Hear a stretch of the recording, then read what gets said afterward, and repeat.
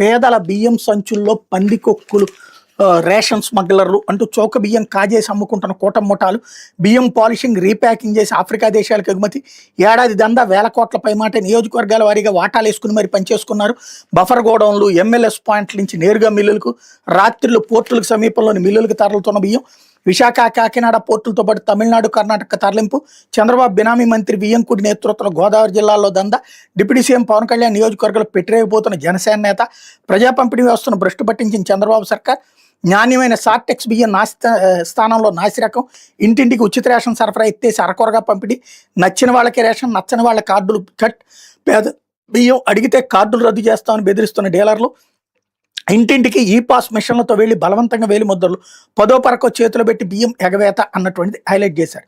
Same ఇదివరకైనా జరిగింది, ఇప్పుడు జరుగుతుంది. కాబట్టి దాన్ని కంట్రోల్ చేశాం అని చెప్పుకొచ్చి సీజ్ ద షిప్ లాంటి స్టేట్మెంట్ ఇచ్చినటువంటి పవన్ కళ్యాణ్ ఏమీ కంట్రోల్ చేయలేకపోయారు, యథావిధిగా నడుస్తుంది.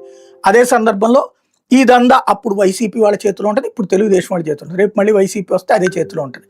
సన్న బియ్యం, తినే బియ్యం ఇస్తే జనం తింటారు, దాన్ని కొనుక్కుంటారు. అలా కాకుండా ఉన్నంతసేపు ఇదే. ఈ మాట నేను పదే పదే చెప్తానే ఉన్నాను, కానీ ఈ నాటకాలు నడుస్తూనే ఉంటాయి. పక్కనున్న తెలంగాణ రాష్ట్రం సన్న బియ్యం ఇస్తున్నారే, మనం ఎందుకు చేయలేకపోతున్నాం అన్నది ఒక్కసారి ఆత్మవిమర్శ చేసుకోవాలి. ఇప్పుడు జగమంతా సంబరం